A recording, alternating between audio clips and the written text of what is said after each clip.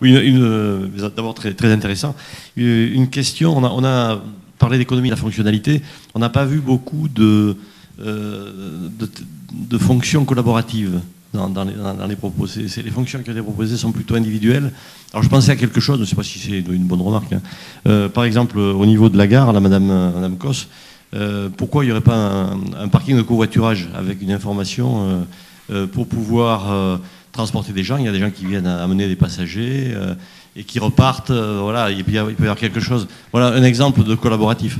Alors justement, c'est quelque chose qui est revenu en retour d'expérience avec notre maire lundi dernier.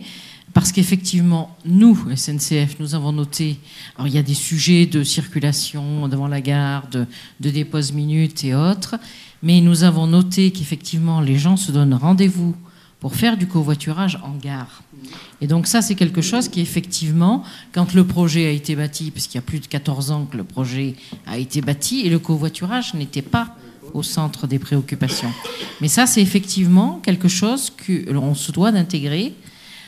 Et bon, on peut se dire que, par exemple, un parking avec 20 minutes gratuites, ce qu'on présente en gare de Clermont-Ferrand, peut proposer cette facilité-là.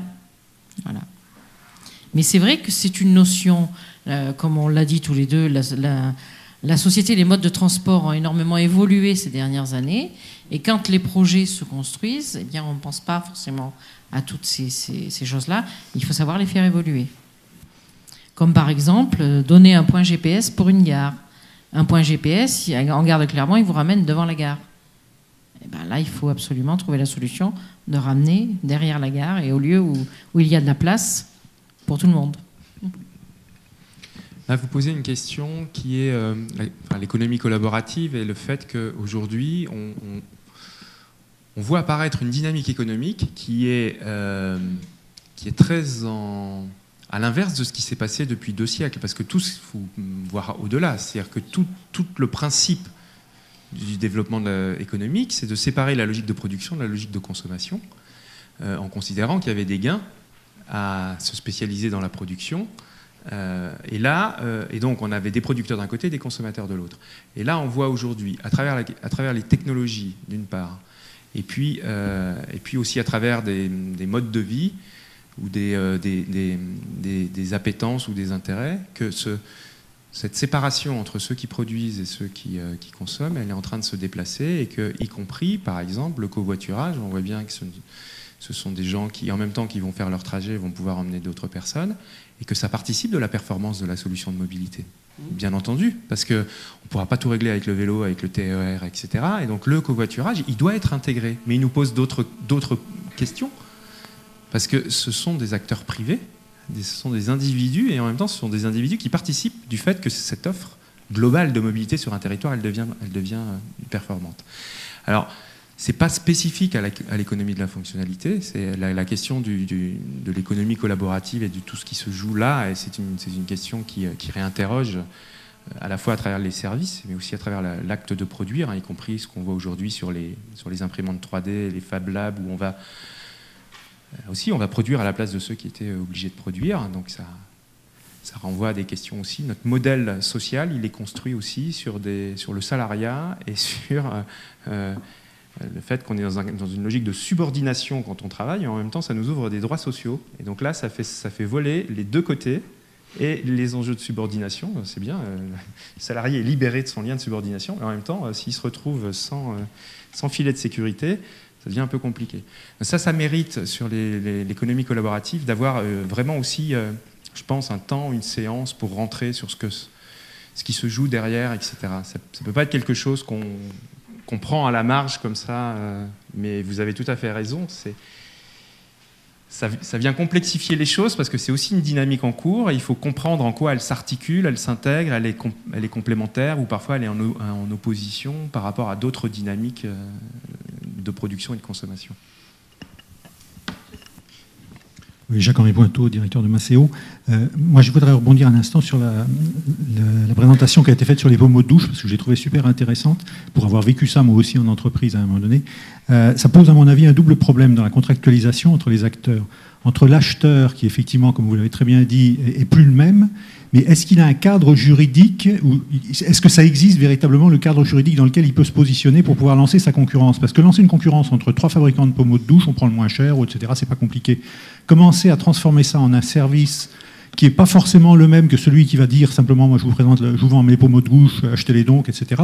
Il y a un cadre juridique qui me paraît différent. Et de l'autre côté maintenant, pour le constructeur, ça veut dire que vous ne faites plus des one-shots, mais finalement vous êtes obligé de garder vos produits, donc ça suppose un besoin à fond de roulement qui est bien différent de celui que vous avez.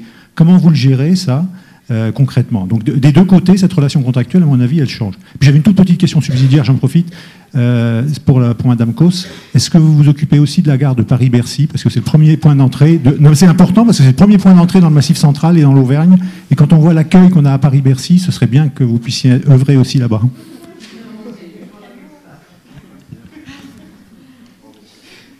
Alors, sur la partie contractuelle, j'étais il n'y a pas très longtemps justement une journée qu'a organisé l'ensemble des hôpitaux lyonnais avec l'ARS et autres, où on a parlé un peu de l'innovation dans le domaine des contrats et on a abordé la notion de la location de matériel. Alors, ils sont bien conscients que c'est quelque chose qu'il va falloir étudier, mais aujourd'hui, ça n'existe pas.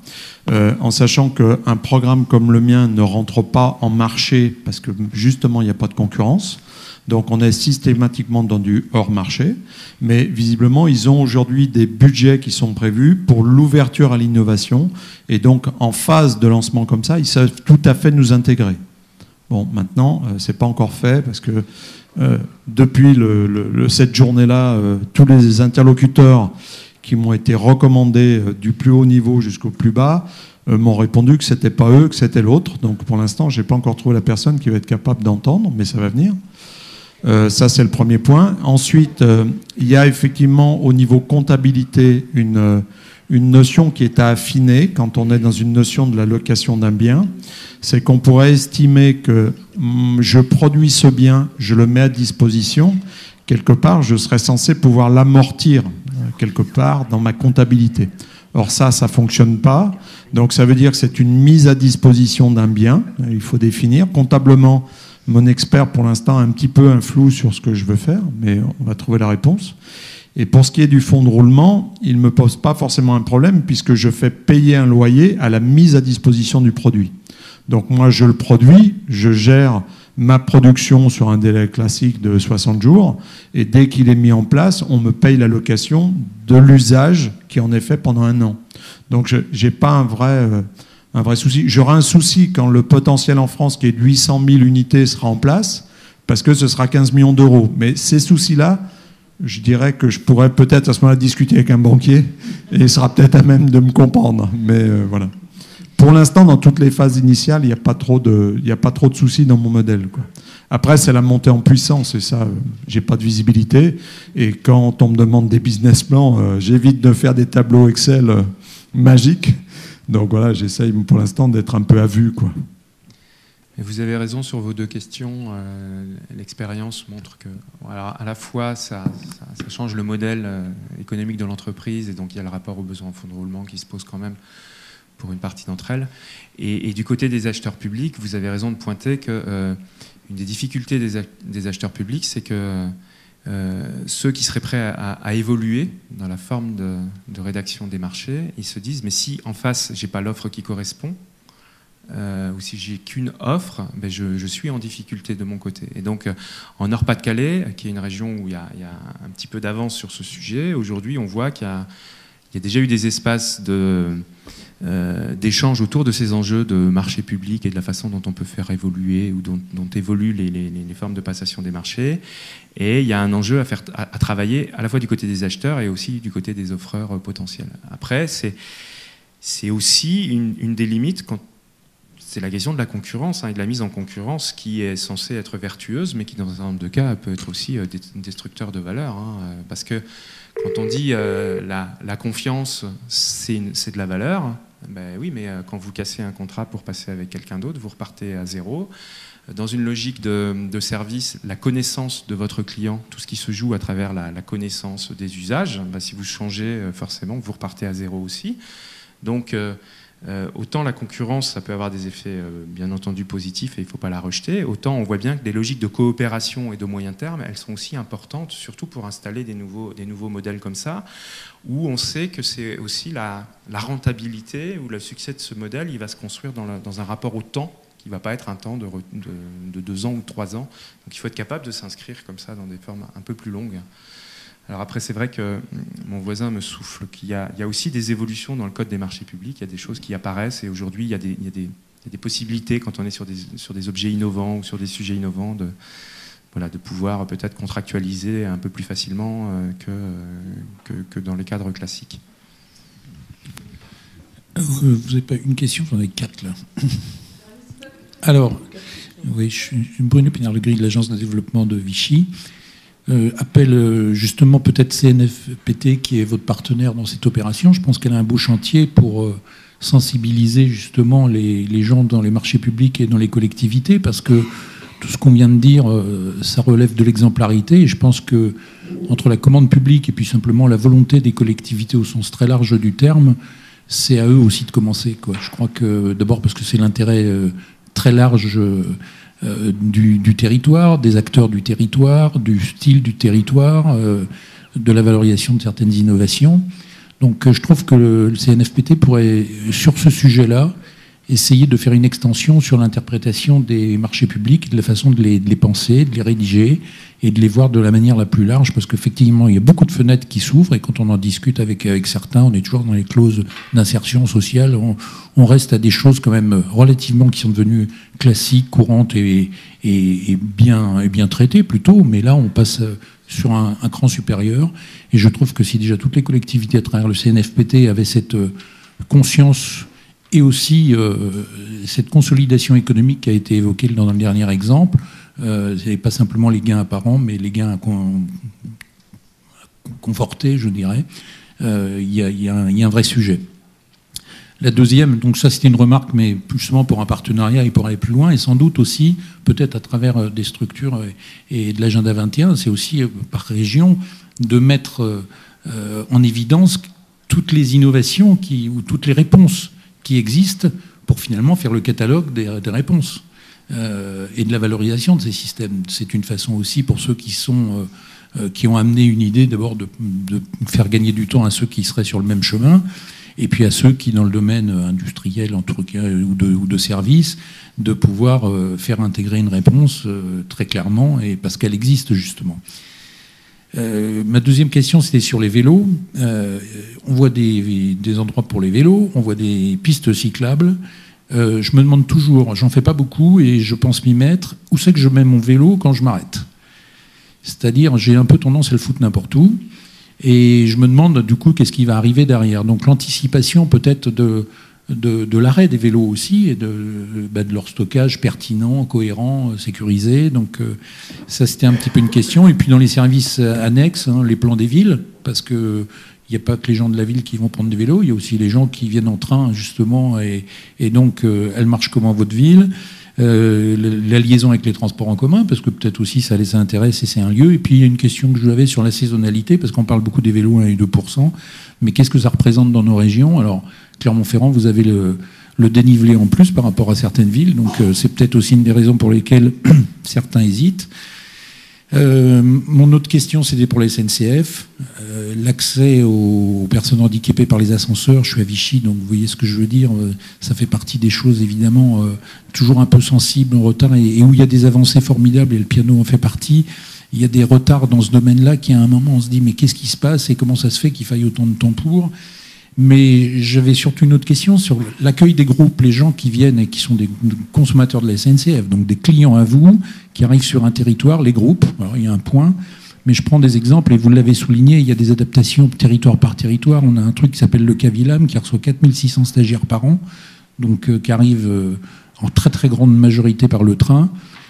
Pour les récupérer, il y a quelqu'un qui est avec son petit panneau. Je trouve que si on avait des petits comptoirs qui soient finalement à la disposition de tout le monde, où il suffit de venir avec son DAD3 et puis où on peut vraiment réceptionner les gens plutôt que de courir, tiens, je suis avec mon petit ballon rouge, d'organiser un tout petit peu ce genre de choses, parce que ça veut dire aussi savoir poser ses bagages le temps qu'un véhicule vienne les récupérer. Donc d'améliorer cette idée du groupe, parce que ça touche les sportifs, ça touche les étudiants, ça touche des congressistes, ça touche beaucoup de monde. Et puis ça, c'est déjà une posture d'accueil qui me paraît assez importante pour celui qui a fait 3 heures de train en ce qui nous concerne. L'autre, c'était cacher la misère, parce qu'il y a beaucoup d'efforts qui sont faits devant les gares, mais pas forcément derrière les gares. Et j'ai entendu vos arguments sur le culturel, et pourquoi pas avec des territoires lancer des concours pour cacher la misère. Parce que quand on est dans un train, si on est du bon côté, quand la gare est belle, c'est bien, mais quand on est de l'autre côté, on se tape le désert ferroviaire, les rails, les wagons, et les tags dont vous parliez, qui n'étaient pas ceux que vous aviez commandés. Donc là, il y a un vrai sujet, et c'est un caractère identitaire, et j'y pense beaucoup parce que ces taxes, Clermont, Rion, Vichy et Lyon, demain, ça va être aussi un petit peu notre carte d'identité, hein, notre style, parce qu'on ne va pas faire qu'y aller, j'espère qu'ils vont venir aussi. Donc c'est peut-être le moment de jouer quelque chose d'un petit peu plus tonique. Et puis alors un autre sujet, c'est comment favoriser les rencontres dans le train. Parce que quand on fait 2h50, la gare de Bercy, je rejoins complètement l'argument qui a été fait, mais pendant 3 heures, 2h50, on arrive à la gare de Bercy, on dit « Ah tiens, tu étais dans le train ». Alors, le développement, et ça a été évoqué, moi j'ai eu des contacts avec SNCF Développement, et puis qui en a eu avec Auvergne Nouveau Monde, c'était de se dire, mais est-ce qu'il n'y a pas moyen de développer une application qui permet effectivement de pouvoir dire, je suis dans le train, on pourrait se retrouver, mais aussi dans le train de réaménager aussi des endroits où on peut quelque part se retrouver. Parce que tout ça, c'est souvent un temps de travail ou un temps de convivialité qu'on gâche, alors qu'on est tous à vendre et à utiliser du temps. Et il y a ceux qui veulent être tranquilles, et puis il y a ceux qui veulent en profiter au contraire pour éviter d'être obligés de se redonner rendez-vous et de reperdre un temps alors qu'ils avaient toute la disponibilité pour le faire. Voilà mes quelques remarques. Réponse sur les vélos, vite fait. Si vous utilisez un VLS, vous avez réglé la question du stationnement en amont et à la fin de votre déplacement, puisque vous remettez le vélo dans une station qui est prévue pour accueillir ce vélo. Donc vous avez réglé la question du stationnement. Maintenant, si vous utilisez votre vélo privé, c'est vrai. Donc il y a un tas de stationnements et qui sont... Oui, non, mais... ouais. Ah non, aussi, vous faites d'une station à une autre. Ouais. Parce que, franchement... Ah oui, non, mais moi, je pense que quand je prends un vélo, moi, pour une journée, je vais pas aller d'un bout d'une gare de vélo à l'autre. J'ai l'intention de m'arrêter pour manger, pour boire un coup, pour peut-être 2 même, peut-être faire des courses. Patron. Oui, non, mais un produit light, ça, on a le droit. Non, mais c'est-à-dire que du coup, je vais vraiment remplacer mes petites culbutes en voiture avec mes petites culbutes en vélo. Oui. Et je trouve que de ce côté-là, c'est pas très clair, quoi. Et donc, si tout le monde le fout n'importe où, alors je pense à des aménagements, notamment de voirie extrêmement simples, peut-être avec des cisaillements de voirie pour en mettre une route vélo. Enfin, après tout, laissons aux gens dont c'est le talent de le faire, mais que ça soit un peu pensé comme ça, parce que finalement, il y a la pause, il y a la dépose, et puis entre les deux, débrouille-toi, quoi. Quand vous avez votre propre vélo, vous avez tout un tas de stationnements possibles en ville. Bon, c'est pas forcément sécurisé, mais alors, le stationnement sécurisé, c'est quand même destiné essentiellement à des vélos qui vont rester toute une nuit, par exemple, à la gare, parce que la personne souhaite le retrouver le lendemain matin pour finir son trajet, après être descendu de son train, pour finir son trajet jusqu'à son lieu de travail, par exemple. Bon, ça, on y travaille, on va certainement mettre en place du stationnement sécurisé en gare. C'est prévu, on a fait des demandes de financement et c'est prévu. Après, dans la ville, c'est vrai que installer du stationnement sécurisé partout en ville, ça paraît compliqué et difficile. Les employeurs, eux, le font. Il y a un certain nombre d'employeurs tels la Poste, qui commencent à mettre en place des box, ce qu'on appelle des box qui permettent de sécuriser les vélos de leurs employés pendant la journée. Voilà, il y a des réponses qui petit à petit vont aller dans le sens que vous indiquez. Alors, il y avait plus que 4 questions en fait, parce qu'il y en avait au moins 3 pour moi. Alors, pour ce qui est des abords des gares, alors effectivement, on part de très loin, mais je vous invite, si vous venez par le train en gare de Clermont, à regarder quand vous arrivez à Clermont-Ferrand, sur votre gauche, toute une halle a été repeinte avec justement un artiste pour faire place à des vieux graffitis qui n'étaient absolument pas beaux. Et toute la halle Cernam qui est derrière a été repeinte avec un joli graffiti rose. On a travaillé également sur les environs de la gare du Puy avec une autre équipe. Voilà, c'est quelque chose qui se met en place, effectivement. On part de loin, je vous le concède. SNCF Réseau donc travaille à cet embellissement entre guillemets de ces entrées de gare, parce qu'on est tout à fait convaincus effectivement. Et là, on a eu un cas récemment en commun avec Monsieur Ferry, puisque nous avons des nouveaux espaces en gare qui ont été tagués par quelqu'un qu'on a chopé la semaine dernière. Mais voilà, après que faire derrière? Moi, je pense qu'il vaudrait mieux peut-être essayer de travailler avec ces gens-là en travail d'intérêt général pour que on prenne conscience de la mauvaise image qu'on donne quand on rentre dans une gare par ces bâtiments qui sont recouverts de graffiti ou autres. Deuxième point sur les congrès, donc ça c'est prévu, quand il y a un congrès qui se présente dans une ville, si on a une demande d'un congressiste, on met à disposition des banques accueil. Sur le Cavillam, je connais très très bien le dossier, des propositions commerciales leur ont été faites, ils les refusent. Voilà. Je ne peux pas en dire plus, puisque là aussi je suis filmée, mais sachez que des propositions commerciales ont été faites, pas excessives, parce que je ne pense pas que ce soit une œuvre caritative, que le Cavillam soit une œuvre caritative, mais des propositions ont été faites et propositions qui refusent dans les médias. Voilà. Oui, mon frère. Ensuite, il y avait une autre question pour la SNCF. Oui, alors ça j'ai noté par contre à l'application, parce que effectivement notre entreprise se développe beaucoup sur le digital et veut pas mal axer son développement sur le digital. Donc ça effectivement j'ai noté, je fais remonter votre proposition qui me paraît très intéressante. Une autre question rapide et réponse rapide. Oui, bonjour à tous, je suis Élise Gaultier du Comité 21, premier réseau national d'acteurs sur le développement durable.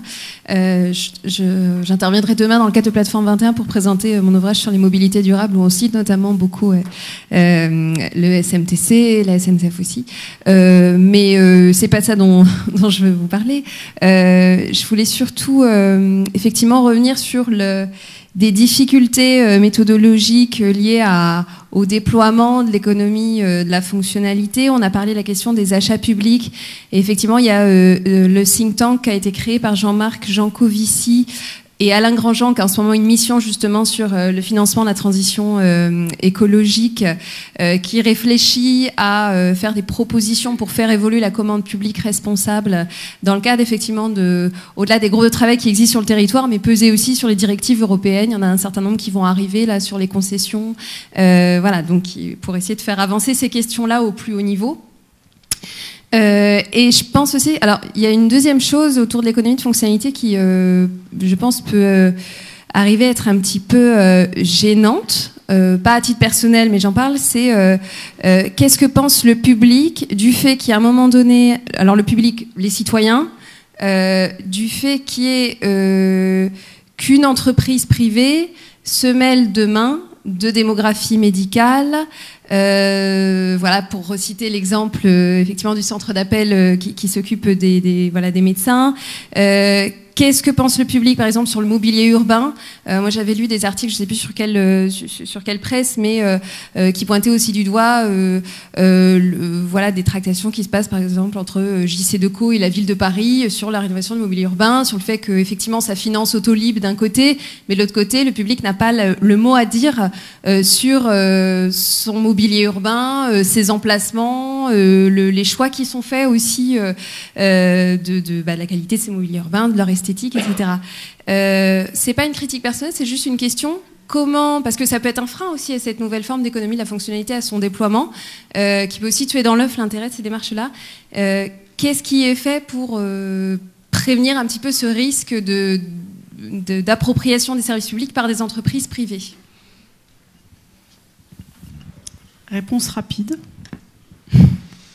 Alors, En fait, c'est de construire des nouveaux cadres de coopération, parce que si vous considérez que parce que c'est un enjeu public, seul l'acteur public est légitime, et puis que d'un autre côté, les acteurs publics vous disent que de toute façon, ils n'ont plus de financement par rapport aux enjeux, et puis que vous laissez les acteurs privés faire des pommeaux de douche, etc., et du mobilier urbain sans qu'ils prennent en charge des enjeux publics, on ne s'en sortira pas. Donc quand on parle de nouveaux modèles économiques, vous avez raison, on pose aussi la façon dont on va construire des formes renouvelées de relations entre les acteurs publics et les acteurs privés. Et la délégation de services publics, c'est bien un acteur privé qui répond à un besoin public, à une commande publique. Donc, on n'a pas dit qu'on allait, qu'on était, enfin, c'est pas des enjeux de privatisation là, c'est des enjeux. À un moment, vous avez des opérateurs, et nous, quand on travaille, d'ailleurs, quand on accompagne, je dirais, peu importe le statut de l'opérateur. Quand on parle d'entreprise, c'est un acteur économique, mais ça peut être une SEM, ça peut être une association, ça peut être une SARL de capital privé, ça peut être, je dirais, c'est la question, c'est comment on prend en compte les usages. Et ça, vous avez raison. C'est bien. Il faut partir des usages, il faut être capable de construire des réponses, et à partir du moment où on rentre on essaye de monter en valeur sur des enjeux qui sont des enjeux qui concernent les acteurs publics notamment, il faut trouver des formes de relations et de contractualisation autour de la prise en compte de ces enjeux. Alors, c'est pas simple, hein, on connaît plein d'exemples autour de l'eau ou autour d'un certain nombre de biens où à un moment on a délégué aux acteurs privés et puis après on se dit que peut-être il y avait des formes d'évaluation à construire ou de suivi qui n'étaient pas optimales. Mais en tout cas, ce que l'on voit aujourd'hui, nous, c'est qu'il y a un engagement et d'acteurs publics et d'acteurs privés à essayer de construire des logiques de coopération ensemble. Alors derrière, ça pose, pour aller vite, la question de l'évaluation. On ne l'a pas posé, mais quand on vend une performance, quand on vend un résultat, il faut être capable d'évaluer. Quand on dit ça va avoir des effets positifs, des effets externes, des externalités, donc que ça génère à d'autres niveaux des effets positifs, et c'est ça qui est une partie de la valeur, il faut être capable de les apprécier, ces effets. Et là, on rentre dans des questions qui ne sont pas simples, ça c'est sûr. Et c'est autour de ça, je pense qu'il faut construire les éléments communs de l'évaluation, et qu'on pourra estimer quel est le consentement à payer ou quel est les justes moyens qu'on peut mettre au vu du résultat. Tout à l'heure, dans le schéma, vous aviez dispositif institutionnel, vous aviez un rapport à cette question, c'est-à-dire comment on accompagne une évolution vers un nouveau modèle. Ce qui se passe, donc moi je vous parle par rapport à l'expérience la plus ancienne dans laquelle on est engagé avec d'autres acteurs, c'est donc sur le Nord-Pas-de-Calais où, au-delà des premières réflexions, les premiers accompagnements d'entreprises ont été mis en place en 2009-2010, et donc où derrière se pose la question de la suite, de l'accompagnement, et puis d'autres territoires s'engageant, de la façon dont on va travailler entre les différents territoires. En fait, ce que l'on repère, c'est qu'il y a un intérêt fort à avoir des clubs à l'échelle du territoire. Vous avez vu avec l'exemple des pommeaux de douche, vous lancez des acteurs économiques, vous lancez des entreprises vers une réflexion sur un nouveau modèle, ça paraît tout à fait pertinent, mais on se rend compte que tous les cadres sont à faire évoluer, hein, le cadre de la relation, le cadre de la contractualisation, le périmètre des questions qui ont posé, donc la relation publique-privée, etc. Donc derrière, on voit bien que sur les territoires, il faut faire ce travail, il faut faire ce type d'échange qu'on est en train d'avoir cet après-midi, et puis au fur et à mesure, il va falloir que des expériences, au fur et à mesure où des expériences vont monter en puissance, pouvoir accompagner et se servir de ces premières initiatives, de ces premiers débuts de trajectoire pour voir finalement tout ce qu'il y a à faire évoluer, tout ce qu'il y a à mettre en place. Et puis peut-être qu'un jour, il y aura un club des acheteurs qui se mettra en place pour réfléchir sur le sujet, puisqu'on considère que les achats publics peuvent être un levier. Et puis, à un moment, on va travailler sur les enjeux de financement avec les acteurs du financement, les banques, etc.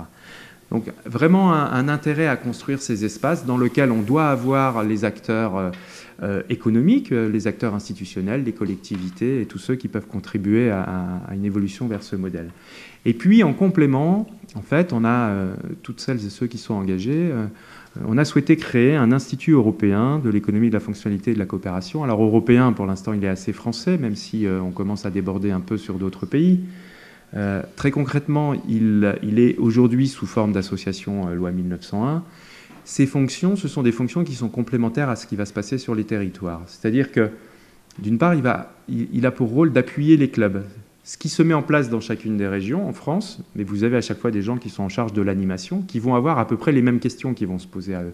Donc il y a un intérêt à travailler les questions dans une logique interclub, à partager sur des expériences, à partager sur les méthodologies d'accompagnement, à partager sur les résultats, à partager sur des supports de communication, d'argumentation, etc., etc. Donc un premier rôle de cet institut, c'est l'appui au club. L'appui et puis l'animation des échanges interclubs. Derrière, il y a un autre enjeu, c'est que dans les territoires, on fait le pari que de plus en plus de gens vont être intéressés et qu'il va falloir des personnes pour accompagner les entreprises notamment. Et donc, il y a un enjeu de former ou d'accompagner l'évolution des consultants, des cabinets conseils, pour qu'ils soient en capacité d'aller accompagner des entreprises, voire d'accompagner des territoires vers ces nouveaux modèles économiques. Et vous voyez bien, à travers les échanges qu'on a eus, que c'est quand même pas aussi évident que ça. Quand on parle de logique de rupture, il faut accepter que la logique de rupture, ça ne se met pas en place aussi simplement. Que l'accompagnement stratégique d'un dirigeant dans une logique de rupture, même si derrière, ce n'est pas de la rupture au sens du jour au lendemain, je change de modèle. Vous avez vu, c'est des trajectoires, c'est des orientations nouvelles qui s'esquissent et qui se mettent en œuvre. Ben, ça nécessite un ensemble de compétences et de ressources qui ne sont pas évidentes. Et donc l'idée, c'est qu'on puisse former des consultants et que derrière se mette en place une logique d'accompagnement, de professionnalisation, c'est-à-dire que les consultants, dans un premier temps, après une première formation, ils puissent être en appui ou en accompagnement ou en second sur des dynamiques d'accompagnement d'entreprise, et puis au fur et à mesure qu'ils montent en compétences, et puis qu'ils puissent accompagner, et que dans le cadre de l'Institut, on continue à travailler sur de la professionnalisation à travers des retours d'expérience, de la supervision. Il y a tout un ensemble de questions qui nécessitent des liens aux questions de recherche. Des recherches en sciences sociales, des recherches en sciences économiques, des recherches dans les sciences du travail, en ergonomie, etc. Et donc là, il y a un enjeu aussi à mobiliser les communautés scientifiques sur les questions qu'on pose, qui sont des questions extrêmement concrètes, autour de la façon dont les entreprises vont produire autrement, vont vendre autrement, vont commercialiser autrement. Voilà. Donc l'enjeu que l'Institut puisse être aussi articulé ou un espace dans lequel on fasse le lien aux questions de recherche. Et puis bien entendu, il y a un enjeu institutionnel, c'est-à-dire que l'ensemble des acteurs qui partagent une même conception, une même ambition de l'économie de la fonctionnalité, c'est-à-dire que ça soit une réponse aux enjeux du développement durable et qu'ils l'inscrivent dans cette perspective forte, puissent être reconnus et qu'il puisse y avoir un interlocuteur qui les représente à l'échelle nationale et à l'échelle européenne. Ce que vous citiez par rapport au travail qui est fait par Jean-Marc Jancovici et d'autres think tanks, c'est que là, les acteurs qui sont dans l'action, ils ont aussi un espace de représentation propre et qu'ils puissent aller discuter. Donc cet institut européen, il en est à ses prémices. Moi, je suis ravi d'être venu cet après-midi parce que, pour tout vous dire, Maceo est un compagnon de toute cette réflexion amont. Ça fait 3 ans que Jean-Paul, Véronique, l'équipe de Maceo a participé à un certain nombre d'échanges, de séances du club et d'échanges pour monter cet institut. Et je trouvais naturel de venir cet après-midi pour partager avec vous et pour voir en quoi et comment sur votre territoire vont se développer, je l'espère, des dynamiques de ce type et comment l'Institut, à un second niveau, pourra être ressource pour appuyer le développement sur votre territoire comme sur d'autres. Donc effectivement, cette idée de clubs territoriaux, c'est déjà en train de se mettre en place, en tout cas sur le Auvergne, Rhône-Alpes et peut-être plus largement ensuite sur le Massif central. A été créé en 2014 un club qui s'appelle le Club Clé, économie de la fonctionnalité, qui est basé à Saint-Étienne mais qui agit sur un territoire Rhône-Alpes-Auvergne et qui regroupe aujourd'hui des acteurs essentiellement ligériens mais qui ont déjà commencé à accompagner des entreprises et on retrouve dans ce cercle d'acteurs des acteurs financiers avec la BPI, la Caisse d'épargne, des chercheurs, des structures plus d'animation et d'accompagnement, des entreprises. Donc, sur ce territoire, s'est créé un espèce d'écosystème qui est nécessaire pour donner les moyens aux entreprises d'évoluer vers ces nouveaux modèles. Ce qu'on souhaite faire aujourd'hui et lancer aujourd'hui, c'est... alors, Maceo fait partie du Club Clé, et donc avec l'idée de créer aussi un écosystème d'acteurs sur l'Auvergne. Donc nous, on en fera partie, c'est clair. Je peux, pour en avoir discuté avec Annick à midi, dire que l'ADEME est intéressée également, et sous une forme qui restera encore à définir, participera à l'accompagnement des premières entreprises qui se feront connaître. Et puis, vous voyez, les autres cercles sont en blanc. Ma tâche aujourd'hui, pour la construction de ce nouvel écosystème, va être de mobiliser la BPI, les structures d'enseignement recherche, vraisemblablement les collectivités, des entreprises. Donc c'est un peu, je dirais, un appel à candidature. Si ce qu'on vous a présenté aujourd'hui vous intéresse et si vous souhaitez, je pense aussi également aux prestataires qui seraient intéressés pour rentrer dans cette dynamique-là, contactez-moi, faites-vous connaître. On montrera des opérations d'accompagnement et d'acculturation et sur le territoire de l'Auvergne. Et puis pourquoi pas un jour, puisque c'est un peu la destinée de Maceo, sur d'autres territoires du Massif central. Et vous voyez, j'ai fait lien avec l'Institut européen de l'économie, de la fonctionnalité, de la coopération. Et bien évident qu'il n'y a pas de concurrence entre ces différents clubs territoriaux et l'Institut européen. On est bien là encore, et Dieu merci, parce qu'autrement, on serait complètement à côté de ce qu'on veut promouvoir. On est bien dans des logiques de coopération et de partage d'expériences et d'enrichissement commun.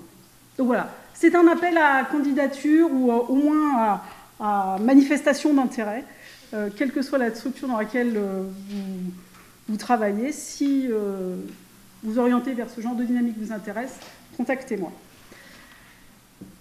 Avant de vous inviter à aller déguster un jus de fruits avec quelques petits délicieux gâteaux, je voulais déjà remercier nos témoins de s'être prêtés au jeu. Merci beaucoup d'être venus et de nous avoir fait partager votre expérience. Merci Patrice, je ne dirais pas d'avoir fait le déplacement depuis Paris, puisque t'étais moins loin que ça cette semaine. Je suis en vacances dans une vieille ferme du côté d'Issoire. Voilà. Donc, merci néanmoins. Et puis, je vous annonce donc la 4e rencontre, on en a déjà un petit peu parlé, qui aura lieu 4e trimestre. Il nous a paru important de ne pas oublier cette 4e stratégie qui est le réemploi, la réutilisation, la réparation et le recyclage qui concerne... voilà. Et oui, merci absolument Thierry. J'espère que cette séance vous a convenu. En tout cas, je vous invite à nous faire part de vos compliments et de vos remarques pour nous permettre de progresser sur le petit questionnaire de satisfaction qui vous a été remis et que vous voudrez bien nous laisser, une fois rempli, à l'accueil. Merci beaucoup.